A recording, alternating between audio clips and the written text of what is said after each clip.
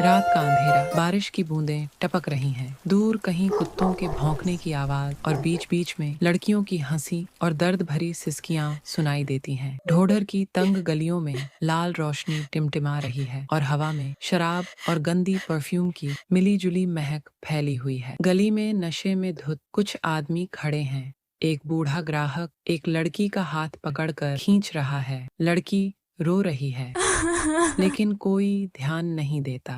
तभी एक काली स्कॉर्पियो रुकती है और उसमें से 2 आदमी उतरते हैं। पहला आदमी हंसते हुए, ओए मंकी, आज कौन सा आइटम दिखाएगा बे? मंकी दलाल आंखें मटकाते हुए, साहब, आज तगड़ा माल है, नया माल है, मजा ही आ जाएगा। आसपास खड़े आदमी ठहाके लगाते हैं। तभी एक लड़की अंदर से भागने की कोशिश करती है, लेकिन 2 आदमी उसे पकड़कर घसीटते हैं और अंदर धकेल देते हैं। मंकी गुस्से से, साली, ढोढर में आई है तो अब बाहर जाने का ख्वाब छोड़ दे। कमरे में हल्का गुलाबी बल्ब जल रहा है। कोने में एक पुराना आईना रखा है जिसमें तनिषा अपना अक्स देख रही है। उसके गले पर पुराने निशान हैं, होंठ सूखे हैं और आंखों में नफरत झलक रही है। बाहर से चीख पुकार और हंसी मजाक की आवाजें आ रही हैं। एक लड़की किसी आदमी से खुद को बचाने की कोशिश कर रही है, लेकिन उसकी आवाज धीरे धीरे घुटती जा रही है। तनिषा का दिल तेजी से धड़कता है, लेकिन वो जानती है कि यहाँ कोई किसी के लिए नहीं लड़ता। तनिषा आईने में खुद से फुसफुसाते हुए, ये नरक कब खत्म होगा? कब तक ये जानवर यूं ही हमें नोचते रहेंगे? तभी दरवाजा जोर से खटखटाया जाता है। तनिषा एक झटके में उठती है। दरवाजा खोलते ही सामने मंकी खड़ा है, होठों पर वही गंदी मुस्कान। मंकी, चल, नया ग्राहक आया है, ज्यादा नखरे मत कर वरना। तनिषा उसकी आंखों में देखती है, लेकिन कुछ नहीं कहती। मंकी का हाथ उसके गाल पर पड़ता है और वो जबरदस्ती उसका हाथ पकड़कर बाहर खींच लेता है। एक बंद कमरा, अंदर से अश्लील कभी हंसी, कभी सिसकियां, कभी दर्द भरी चीखें। दीवारें सब सुन रही हैं, लेकिन वो भी खामोश है। गली में राजा ठाकुर बैठा बीड़ी फूंक रहा है। उसके सामने मंकी खड़ा है और कुछ लड़के भी मौजूद हैं। राजा ठाकुर हंसते हुए, साला, ढोढर के बिना मध्य प्रदेश अधूरा है। जब तक यहाँ ये खेल चलता रहेगा हम भी मजे में रहेंगे। मंकी हाँ में हाँ मिलाते हुए, भैया, वो तनिषा नखरे दिखाने लगी है, जरा उसे सीधा करना पड़ेगा। राजा ठाकुर उठता है, धीरे धीरे तनिषा के पास आता है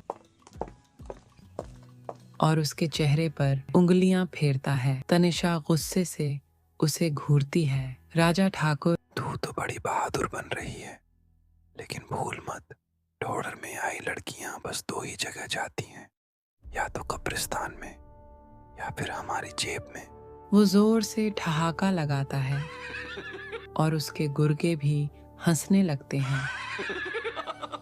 तनिषा उसकी आंखों में देखती है, लेकिन अब वो खामोश नहीं रहने वाली। रात का अंधेरा, बाहर हल्की हलचल, कोई जोर से हंस रहा है, कहीं से अश्लील आवाजें आ रही हैं। अंदर एक कमरा, हल्की रोशनी और तनिषा की आंखें गुस्से और बेबसी से भरी हुई। तनिषा आईने के सामने बैठी है। उसके गले और बाजू पर ताजे निशान हैं। वो पानी का एक घूंट लेती है, लेकिन फिर गिलास जमीन पर फेंक देती है। तनिषा खुद से बड़बड़ाते हुए गुस्से में, साले हरामखोर, जिस्म नोचने के अलावा और कुछ नहीं आता इन लोगों को। लेकिन एक दिन मैं इन सबको जला दूंगी। वो दीवार पर लगी खिड़की से बाहर देखती है। गली में वही नशेड़ी और बदबूदार आदमी घूम रहे हैं। तभी दरवाजा खुलता है और अंदर कोई दाखिल होता है। तनिषा मुड़कर देखती है, मंकी खड़ा है, होठों पर वही गंदी मुस्कान। मंकी, आजकल बड़ी बागी बन रही है तू तनिषा। तनिषा गुस्से से, तू अगर मुझसे ज्यादा बात करेगा ना तो तेरी ये गंदी जुबान काटकर बाहर कुत्तों को डाल दूंगी। मंकी हंसता है लेकिन उसकी आंखों में गुस्सा साफ झलकता है। वो आगे बढ़ता है, तनिषा का जबड़ा पकड़कर जोर से खींचता है। मंकी धीमी लेकिन सख्त आवाज में, सुन, राजा ठाकुर का हुक्म है, आज तुझे एक खास आदमी के पास जाना है। अगर दिमाग चलाने की कोशिश की तो तेरी लाश भी नहीं मिलेगी। वो तनिषा को झटके से छोड़ता है और बाहर निकल जाता है। तनिषा आईने में खुद को देखती है। उसकी आंखों में नफरत और दर्द का सैलाब उमड़ रहा है। सड़क सुनसान है, सिर्फ स्ट्रीट लाइट की हल्की रोशनी। तनिषा एक गली के कोने में खड़ी है, दुपट्टे को मजबूती से पकड़ते हुए। दूर से एक काली स्कॉर्पियो गाड़ी धीरे धीरे उसकी तरफ आती है। गाड़ी रुकती है, शीशा नीचे होता है। अंदर एक अधेड़ उम्र का आदमी बैठा है, राजा ठाकुर का खास आदमी गिरीश पांडे। गिरीश, आ बैठ, ज्यादा नौटंकी मत कर। तनिषा गाड़ी में बैठती है लेकिन उसकी आंखों में गुस्सा साफ झलक रहा है। गाड़ी आगे बढ़ती है और धीरे धीरे ढोढर की अंधेरी गलियों में गुम हो जाती है। दूर कहीं कुत्ते भौंक रहे हैं। सड़कें सुनसान हैं, बस कभी कभी कोई गाड़ी गुजरती है। घड़ी रात के 12 बजा रही है। तनिषा की आंखें बेचैन हैं, लेकिन चेहरे पर गुस्से की एक परत छड़ी हुई है। स्कॉर्पियो गाड़ी ढोढर की संकरी गलियों में दाखिल होती है। अंदर बैठा गिरीश पांडे बार बार तनिषा को घूर रहा है। गिरीश हंसते हुए, अरे तनिषा, आज बहुत खास रात है। राजा ठाकुर ने खुद कहा है कि तुझे अच्छे से तैयार किया जाए। तनिषा कोई जवाब नहीं देती। उसकी मुट्ठियां भिंच गई हैं। वो खिड़की के बाहर देखती है, लेकिन अंधेरा इतना गहरा है कि कुछ नजर नहीं आता। गाड़ी अचानक एक सुनसान हवेली के बाहर रुक जाती है। हवेली पुरानी और डरावनी लग रही है। गिरीश, चल उतर। तनिषा एक गहरी सांस लेती है और गाड़ी से उतर जाती है। हवेली के अंदर हल्की रोशनी है। अंदर से शराब और सिगरेट की गंध आ रही है। तनिषा अंदर कदम रखती है। सामने एक सोफे पर बैठा है राजा ठाकुर, उम्र 50 के पार, लेकिन आंखों में वही वहशीपन। पास में 2 और आदमी खड़े हैं, एक योगी और दूसरा जॉनी। राजा ठाकुर सिगार जलाते हुए, आ गई मेरी रानी। सुना है आजकल जुबान बहुत चलने लगी है तेरी। तनिषा चुपचाप खड़ी रहती है। उसकी आंखें राजा ठाकुर की तरफ उठती हैं, लेकिन वो डर के बजाय गुस्से से भरी होती है। राजा ठाकुर उठकर उसके करीब आता है। वो उसके गाल पर उंगलियां फिराता है, लेकिन तभी दरवाजा धड़ाम से खुलता है। एक आदमी तेजी से अंदर आता है। उसका चेहरा पसीने से भीगा हुआ है। वो हाँफ रहा है। आदमी घबराई हुई आवाज में, साहब, बाहर पुलिस आई है। राजा ठाकुर का चेहरा गुस्से से लाल हो जाता है। वो तनिषा की तरफ घूरता है, फिर जल्दी से अपने आदमी को इशारा करता है। राजा ठाकुर, कौन हरामी पुलिस को यहाँ तक ले आया? तनिषा के चेहरे पर एक हल्की मुस्कान आ जाती है, लेकिन वो चुप रहती है। बाहर पुलिस की गाड़ियों के टायरों की आवाज आ रही है। अचानक गोलियों की आवाज गूंजती है। राजा ठाकुर के लोग इधर उधर भागने लगते हैं। गिरीश पांडे तुरंत पिस्तौल निकालता है, लेकिन तभी दरवाजा तोड़कर इंस्पेक्टर गौतम अंदर घुसता है। उसके हाथ में पिस्तौल है और आंखों में गुस्सा। एक झटके में पूरा कमरा गोलियों की आवाज से गूंज उठता है। इंस्पेक्टर गौतम ने सीधे गिरीश पांडे के पैर में गोली मार दी। वो दर्द से चिल्लाता है। राजा ठाकुर जल्दी से अंदर के दरवाजे की तरफ भागता है। तनिषा वहीं खड़ी सब देख रही है, लेकिन तभी कोई उसे पीछे से पकड़ लेता है। योगी ने तनिषा की गर्दन पर चाकू रख दिया है। योगी चिल्लाते हुए, कोई भी आगे बढ़ा तो इसको मार दूंगा। कमरा एकदम शांत हो जाता है। इंस्पेक्टर गौतम और पुलिस के बाकी लोग अपने हथियार तनिषा की तरफ घुमा देते हैं। राजा ठाकुर तेजी से एक गुप्त रास्ते से बाहर भाग जाता है। तनिषा की सांसें तेज हो जाती हैं, लेकिन वो एकदम शांत रहती है। फिर अचानक वो अपनी कोहनी से जोर से योगी के पेट में मारती है। चाकू नीचे गिर जाता है। इसी मौके का फायदा उठाकर इंस्पेक्टर गौतम एक गोली चला देता है। गोली सीधे योगी के सीने में लगती है। योगी लड़खड़ाता है और जमीन पर गिर जाता है। चारों तरफ खून फैल जाता है। तनिषा जोर से सांस लेती है। उसकी आंखों में गुस्से और राहत का मिला जुला भाव है। लेकिन राजा ठाकुर भाग चुका है। कमरे में बस गोलियों की गंध और खून की बू बाकी रह जाती है। तनिषा धीरे धीरे इंस्पेक्टर गौतम की तरफ देखती है। गौतम की आंखों में सवाल है, क्या ये लड़की पीड़ित है या इस खेल की एक खिलाड़ी? उसकी आंखों में एक अजीब चमक है। क्या ये आजादी की शुरुआत है या सिर्फ एक और धोखा? पुलिस सायरन की आवाज धीरे धीरे दूर होती जा रही है। रात अभी भी भारी और रहस्यमयी है। हवेली के अंदर लाशें पड़ी हैं। योगी अब हमेशा के लिए शांत हो चुका है। गिरीश पांडे दर्द से कराह रहा है और राजा ठाकुर भाग चुका है। तनिषा अब भी वहीं खड़ी है, लेकिन अब उसकी आंखों में डर से ज्यादा सवाल है। सामने इंस्पेक्टर गौतम खड़ा है, जिसकी नजरें तनिषा के चेहरे को पढ़ने की कोशिश कर रही हैं। गौतम गंभीर स्वर में, तू कौन है और यहाँ क्या कर रही थी? तनिषा चुपचाप गौतम को देखती है। उसका दिल जोरों से धड़क रहा है, लेकिन चेहरे पर ठंडा भाव। गिरीश पांडे दर्द में कराहते हुए बोल पड़ता है, साहब, ये लड़की भी उसी धंधे का हिस्सा है। ये खुद अपनी मर्जी से आई थी। इसने हमें धोखा दिया। गौतम की आंखें तनिषा पर जम जाती हैं। तनिषा की मुट्ठियां भींच जाती हैं। वो गिरीश की तरफ देखती है, फिर एक कदम आगे बढ़ती है। उसकी आवाज में अब डर की जगह गुस्सा है। तनिषा गिरीश की तरफ झुकते हुए, हरामी, तू और तेरा मालिक दोनों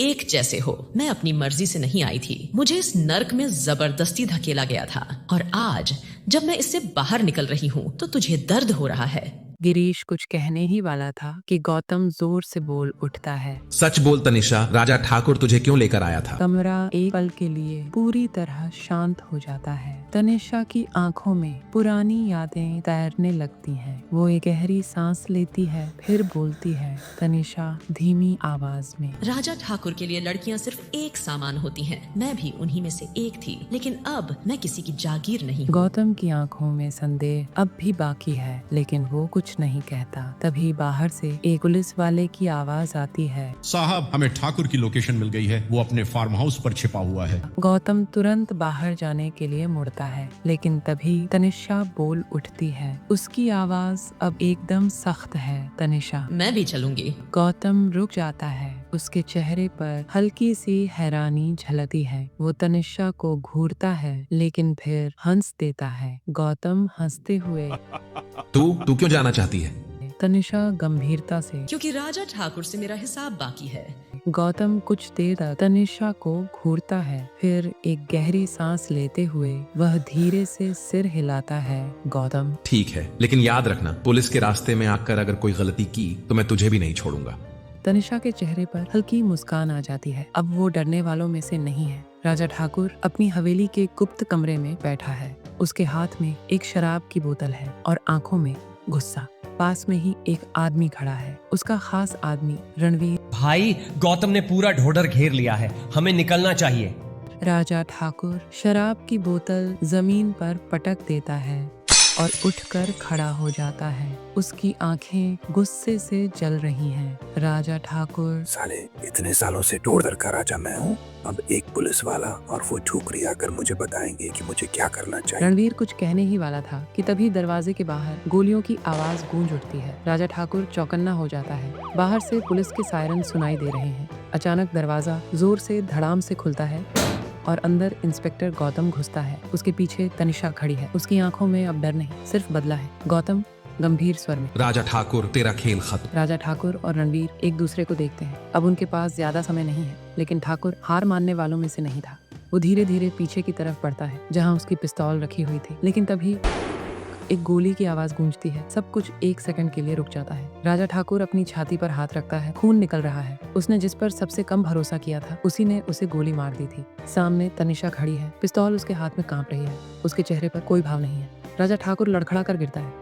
गौतम और बाकी पुलिस वाले उसे घेर लेते हैं, लेकिन तनिषा अब भी वहीं खड़ी है। उसकी आंखें धीरे धीरे बंद हो रही हैं। आज उसने अपने सबसे बड़े दुश्मन को खत्म कर दिया, लेकिन क्या अब वो खुद चैन से रह पाएगी?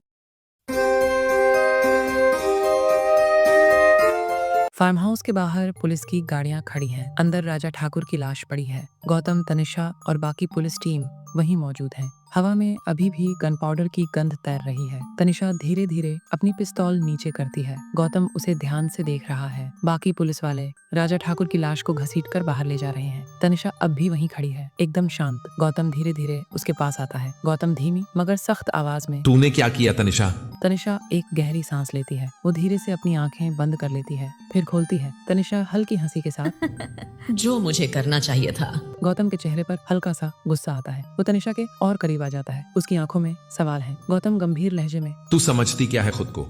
कानून अपने हाथ में लेने का हक सिर्फ तुझे है। तनिषा एकदम चुप रहती है। तभी पीछे से रणवीर की आवाज आती है। वो पुलिस की गिरफ्त में है, लेकिन अब भी मुस्कुरा रहा है। रणवीर कानून? अरे इंस्पेक्टर साहब, ढोडर में कानून नहीं चलता, यहाँ सिर्फ ताकत चलती है। और अब जब ठाकुर मर गया तो देखना, अब इस गद्दी के लिए कितने नए कुत्ते आएंगे। हंसते हुए गौतम रणवीर की तरफ गुस्से से देखता है, लेकिन वो अब भी हंस रहा है। पुलिस वाले उसे धक्का देकर गाड़ी की तरफ ले जाते हैं। गौतम वापस तनिषा की तरफ मुड़ता है। गौतम, अब तेरा क्या प्लान है? तनिषा, मुझे यहाँ से जाना है। गौतम थोड़ा तंज कसते हुए, और उसके बाद फिर से किसी नए ठाकुर की रखैल बनेगी?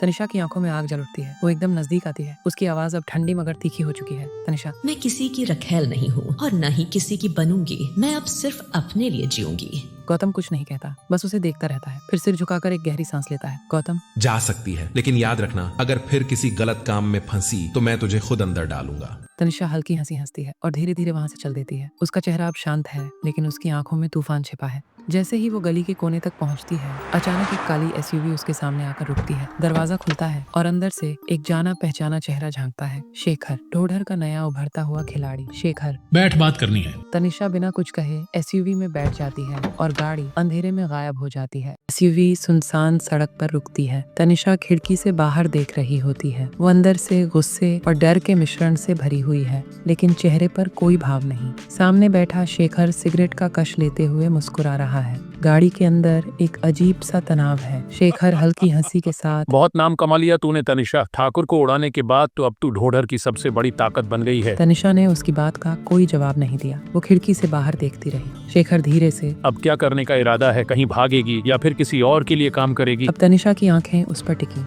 उसकी आंखों में नफरत थी। तनिषा सख्त लहजे में, मुझे किसी और के लिए काम नहीं करना। शेखर ठहाका मारकर हंस पड़ा। उसने धीरे से तनिषा की तरफ हाथ बढ़ाया, उसके बालों को छूने की कोशिश की, लेकिन तनिषा ने उसका हाथ झटक दिया। शेखर के चेहरे पर हल्का गुस्सा आ गया। शेखर धीमी आवाज, इतना गुस्सा? ठाकुर को मारकर तू क्या सोच रही थी कि तू बच जाएगी, कि अब तुझे कोई हाथ नहीं लगाएगा? मैं एसयूवी अचानक रुकती है। तनिषा दरवाजा खोलकर बाहर निकलने लगती है, लेकिन तभी शेखर की आवाज उसे रोक लेती है। शेखर धीमे मगर खतरनाक अंदाज में, तेरे लिए एक तोहफा है, शायद पसंद आए। एसयूवी के पीछे का दरवाजा खुलता है और अंदर का नजारा देख तनिषा के रोंगटे खड़े हो जाते हैं। वहाँ एक कुर्सी पर बंधा हुआ इंसान पड़ा था। रणवीर, जिसको पुलिस उठाकर ले गई थी, वो अब शेखर के कब्जे में था। उसके चेहरे पर चोटों के निशान थे, होंठ फटे हुए थे और खून सूख चुका था। तनिषा गहरी सांस तू इसे यहाँ क्यों लाया? लेते हुए शेखर, बस तुझे एक मौका देना चाहता हूँ इसे मारने का। वैसे भी जिस आदमी ने तुझे बेचा, उसे जीने का हक तो नहीं होना चाहिए ना?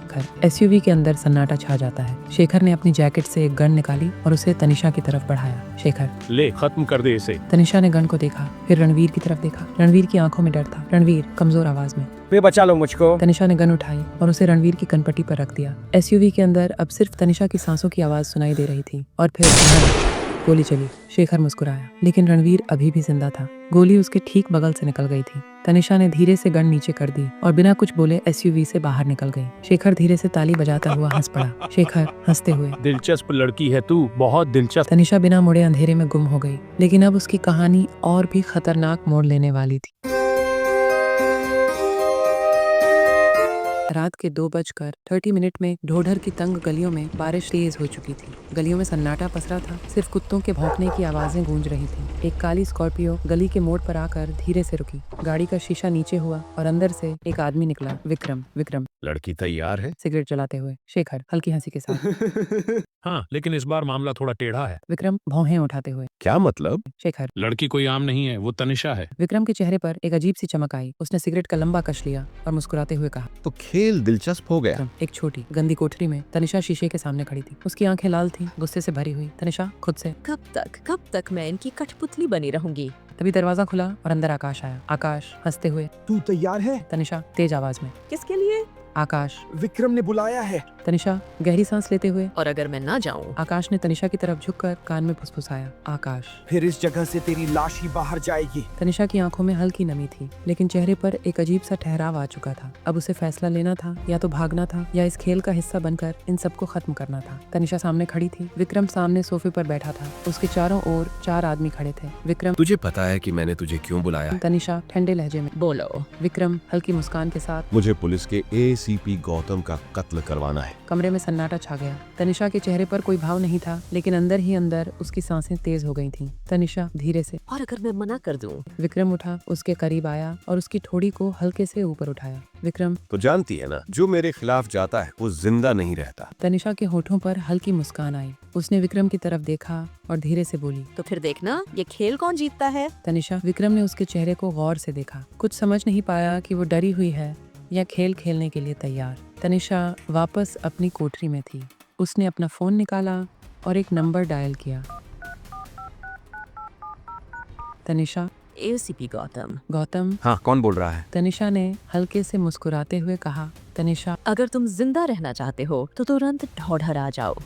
फोन कट गया। अब असली खेल शुरू हो चुका था। रात के 3:30 का समय। ढौढर की एक सुनसान गली। बारिश अब भी हो रही थी, लेकिन तनिषा की सांसें तेज थीं। उसने जो कदम उठाया था वो उसकी जिंदगी बदल सकता था या खत्म भी कर सकता था। फोन कॉल के बाद का तूफान। ACP गौतम ने फोन काटा और गहरी सांस ली। गौतम खुद से। ढोढर आधी रात में? जरूर कोई बड़ा खेल चल रहा है। उसने अपने ड्राइवर को इशारा किया और जीप तेजी से ढोढर की ओर भागी। दूसरी तरफ तनिषा के कमरे का दरवाजा धड़ाम से खुला। विक्रम गुस्से में। तेरी हिम्मत कैसे हुई मुझे धोखा देने की? उसके पीछे खड़ा शेखर तनिषा की तरफ एक पिस्तौल ताने खड़ा था। शेखर। ACP को फोन क्यों किया? तनिषा मुस्कुराते हुए। तुम सोचते हो कि मैं तुम्हारी कठपुतली हूँ? विक्रम आगे बढ़ा, उसकी गर्दन पकड़ ली और उसे दीवार से सटा दिया। विक्रम आंखों में गुस्सा। मैं तुझे जिंदा जला दूंगा। लेकिन तनिषा ने बिना डरे उसकी आंखों में देखा। तनिषा धीमे स्वर में। अगर तुझे लगता है कि मैं अकेली हूँ तो दरवाजा खोलकर बाहर देख। विक्रम ने शेखर को इशारा किया। शेखर ने दरवाजा खोला और उसकी आंखें चौड़ी रह गईं। बाहर ACP गौतम खड़ा था, पीछे पुलिस की टीम। गौतम ने अपने रिवॉल्वर का ट्रिगर दबाया। गौतम। हाथ ऊपर करो। लेकिन विक्रम मुस्कुराया। विक्रम। ACP साहब, आप तो कानून के आदमी हो, लेकिन मैं कानून से ऊपर हूँ। उसने धीरे से चुटकी बजाई और छत से एक मशीन गन लटकती दिखी। पुलिस वालों की बंदूकें उठाने से पहले ही फायरिंग शुरू हो गई। गौतम चिल्लाते हुए। कवर लो। गोलियां चलने लगी। तनिषा नीचे झुकी और एक कोने में छुप गई, लेकिन इसी बीच विक्रम ने उसे खींच लिया और उसकी कमर पर हाथ रखा। विक्रम फुसफुसाते हुए। तेरी सजा ये है कि अब तू मेरी हो जाएगी। तनिषा ने उसकी गर्दन पर नाखून गड़ा दी। तनिषा गुस्से में। मैं किसी की नहीं हूँ। उसने अपनी एड़ी से विक्रम के घुटने पर मारा और उसे नीचे गिरा दिया। गौतम ने एक गुंडे को गोली मारी और विक्रम की तरफ बढ़ा, लेकिन विक्रम ने शेखर को इशारा किया। शेखर चिल्लाते हुए। बॉस को निकालो। गोलियों की बौछार में विक्रम वहाँ से निकलने लगा, लेकिन तभी एक आवाज आई। तनिषा रोक। विक्रम ने पलटकर देखा। तनिषा के हाथ में पिस्तौल थी और उसकी आंखों में जंग का इशारा था। विक्रम हंसते हुए। तू मुझे मारेगी? तनिषा नहीं, तू अपने कर्मों से खुद मरेगा। और तभी पुलिस की एक गोली विक्रम की जान में लगी। विक्रम गिरते हुए। साले, तुम लोगों को छोड़ूंगा नहीं। गौतम आगे बढ़ा, विक्रम को घसीटा और हथकड़ी डाल दी। पुलिस विक्रम और उसके आदमियों को पकड़ कर ले गई। तनिषा वहीं खड़ी थी, बरसते पानी में, खून से सना बदन, लेकिन आंखों में एक अलग चमक। गौतम उसके पास आया। अब क्या करेगी? तनिषा मुस्कुराई और धीरे से बोली, अब खेल मेरा होगा। रात के 3:40 ढौढर की सबसे गंदी गली में बारिश अब भी हो रही थी। कुत्ते भौंक रहे थे। कहीं दूर से किसी के चीखने की आवाज आई, लेकिन फिर सब शांत हो गया। वहाँ गली के बीचों बीच विक्रम खून से सना पड़ा था। उसके चेहरे पर अब भी गुस्सा था, लेकिन शरीर धीरे धीरे ठंडा हो रहा था। ACP गौतम ने सिगरेट का कश लिया और नीचे झुका। गौतम धीमे स्वर में। साले, तेरा वक्त पूरा हो गया। विक्रम ने हंसने की कोशिश की, लेकिन खून के बुलबुले उसकी सांसों में घुल गए। विक्रम कमजोर आवाज में। तू सोच रहा होगा कि अब ये खेल खत्म, लेकिन बेटा असली खेल तो अब शुरू होगा। गौतम ने उसकी गर्दन पकड़ ली और धीरे से फुसफुसाया। गौतम। तूने बहुत गंदगी फैला ली, अब सफाई का वक्त आ गया। और अगले ही पल एक आखिरी गोली चली। अब ढोढर का सबसे बड़ा शेर मर चुका था, लेकिन खेल अब भी बाकी था। ढोढर के सबसे बड़े कोठे में तनिषा अकेले बैठी थी। उसका बदन कांप रहा था, लेकिन आंखों में सिर्फ आग थी। उसने आईने में खुद को देखा और खुद से कहा, अबे तनिषा, तेरा वक्त आ गया, अब ये खेल तेरा होगा। तभी दरवाजा खुला और शेखर अंदर आया। शेखर। बधाई हो रानी साहिबा, अब विक्रम नहीं रहा और ACP भी हमारे हाथ में है। अब तू इस धंधे की सबसे बड़ी खिलाड़ी बन गई है। तनिषा गहरी सांस लेते हुए। रानी? अबे सुन शेखर, मैं रानी नहीं, मैं ढौढर की मलिका बनूंगी। शेखर हंसा, लेकिन उसकी हंसी जल्द ही रुक गई। शेखर। लेकिन रानी बनने के लिए सिर्फ चालाकी नहीं, कुछ कुर्बानियाँ भी देनी पड़ती हैं। तनिषा। क्या मतलब? शेखर धीरे धीरे पास आया। उसकी आंखों में अजीब सी चमक थी। शेखर। मतलब ये कि तुझे सबसे महंगे दाम पर बिकना होगा, तभी तेरा नाम चलेगा। तनिषा ने एक झटके में उसका कॉलर पकड़ लिया। तनिषा, अबे साले, तेरी माँ की मैं बिकने के लिए नहीं बनी, मैं इस खेल की मालिक बनने आई हूँ। शेखर ने पहली बार किसी औरत को इस अंदाज में देखा था। ढोडर के सबसे बड़े दलाल लाला के अड्डे पर लाला हुक्का पी रहा था जब तनिषा अंदर आई। लाला, अब तू विक्रम की जगह लेना चाहती है? तनिषा मुस्कुराते हुए। ले चुकी हूँ लाला, अब पहला सौदा मैं तय करूंगी। लाला, कैसा सौदा? तनिषा, ACP गौतम। लाला चौंक गया। लाला, अबे तू पागल हो गई है, वो पुलिस वाला है, तुझे ही पकड़ लेगा। तनिषा, अब पुलिस भी मेरे इशारों पर नाचेगी। कमरे में सन्नाटा छा गया। एक गुप्त जगह पर ACP गौतम और तनिषा आमने सामने बैठे थे। गौतम, तूने मुझे बुलाया क्यों? तनिषा, एक डील करने के लिए। गौतम हंसते हुए। डील? औरतें पुलिस से डील नहीं करती, उन्हें पुलिस पकड़ती है। तनिषा धीमे स्वर। ACP साहब, मैं कोई आम औरत नहीं और तुम इस शहर में अकेले पुलिस वाले नहीं हो, लेकिन शायद सबसे ज्यादा बिकने वाले हो। गौतम मुस्कुराया। गौतम, तू क्या चाहती है? तनिषा, तू मेरे साथ खेलेगा? गौतम, कैसा खेल? तनिषा झुकी और उसके कान में फुसफुसाई। वो जो तुझे सबसे ज्यादा पसंद है, ताकत का खेल। गौतम ने उसकी तरफ देखा। अभी सिर्फ बिजनेस नहीं था, इसमें कुछ और भी था, कुछ पर्सनल। रात के 4:30 ढोडर की सबसे ऊंची इमारत पर तनिषा बालकनी में खड़ी थी। उसके ठीक पीछे शेखर और लाला खड़े थे। शेखर, अब तेरा अगला कदम क्या है? तनिषा, अब ये शहर मेरा होगा। लाला, और ACP? तनिषा, अब वो भी मेरी मुट्ठी में है। शेखर। तो अब तनिषा ने एक लंबी सांस ली, फिर धीरे से कहा, अब मैं पूरे ढोदर की मलिका बनूंगी और जो भी मेरे रास्ते में आएगा उसे जिंदा गाड़ दूंगी। रात के 2 बजे एक होटल के कमरे में। कमरा अंधेरा था, सिर्फ एक टेबल लैंप की हल्की रोशनी थी जिसमें ACP गौतम बैठा था। उसकी आंखों में नशा था। सामने शराब की बोतल रखी थी और उसके ठीक सामने तनिषा खड़ी थी। गौतम हंसते हुए। तो ढोडर की सबसे हसीन और खतरनाक औरत मेरे सामने बैठी है। तनिषा, तूने मुझे बुलाया था, मैं आ गई, अब बता क्या चाहिए? गौतम धीरे से। तेरा खेल। तनिषा मुस्कुराते हुए। मेरा खेल? ACP साहब, तू गलत जगह हाथ डाल रहा है। गौतम ने उसकी तरफ देखा। उसकी आंखों में एक अलग चमक थी। गौतम, मैं पुलिस वाला हूँ, लेकिन मर्द भी हूँ, और मैं जानता हूँ कि ये शहर सिर्फ 2 चीजों से चलता है, ताकत और जिस्म। तनिषा करीब आते हुए। तो तू किसके साथ है, ताकत या जिस्म? गौतम ने उसकी कमर पकड़ ली। अब ये सिर्फ एक मुलाकात नहीं थी, ये एक सौदा था। ढोडर के एक गुप्त ठिकाने पर शेखर फोन पर बात कर रहा था। हाँ, सब सेट है। ACP अब हमारे हाथ में है। दूसरी तरफ से आवाज आई, अच्छा काम किया, लेकिन अब तनिषा को भी खत्म करना होगा। शेखर की आंखें चमक उठी। शेखर, बस एक बार मौका मिल जाए, तनिषा का खेल खत्म, फिर ढोढर सिर्फ मेरा होगा। लेकिन शेखर को नहीं पता था कि एक अंधेरे कोने में तनिषा सब कुछ सुन रही थी। ढोडर के सबसे बदनाम क्लब में सारा शहर मस्ती में था। शोर शराब और जिस्मों का नाच चल रहा था, लेकिन एक कोने में तनिषा और लाला बैठे थे। लाला, शेखर गद्दारी कर रहा है। तनिषा, मुझे पता है, अब उसकी मौत तय है। लाला, और ACP? तनिषा, वो अब भी खेल में है, लेकिन अब मैं उसे अपने तरीके से खेलाऊंगी। तभी क्लब का दरवाजा खुला और अंदर गौतम आया। उसके चेहरे पर हल्की मुस्कान थी, लेकिन आंखों में नशा और चालाकी झलक रही थी। गौतम, तो मेरे बिना ही प्लानिंग हो रही है। तनिषा मुस्कुराई, लेकिन अंदर से अब उसे इस खेल में नया मोहरा नजर आ रहा था। गौतम खुद ढोडर की सबसे ऊंची इमारत पर आधी रात तनिषा बालकनी में खड़ी थी। हवा तेज चल रही थी। तभी पीछे से आवाज आई, अबे बहुत बड़ा खेल खेल रही है तू। तनिषा पलटी। शेखर खड़ा था। शेखर, तूने सोचा मैं नहीं जानूंगा? तू ACP के साथ मिल रही है। तनिषा मुस्कुराते हुए। और तूने क्या सोचा, मैं तेरी गद्दारी नहीं पकड़ूंगी? शेखर के चेहरे का रंग उड़ गया। शेखर, पागल हो गई है, मैं तेरा आदमी हूँ। अब तू कुछ नहीं, सिर्फ एक मोहरा है और मोहरे कुर्बान किए जाते हैं। तभी अचानक एक गोली चली और शेखर जमीन पर गिर पड़ा। ACP गौतम ने उसे गोली मार दी थी। तनिषा ने गौतम की तरफ देखा। गौतम, अब हम दोनों इस खेल में अकेले बचे हैं। अब ढोडर की शतरंज में सिर्फ 2 खिलाड़ी थे, तनिषा और ACP गौतम।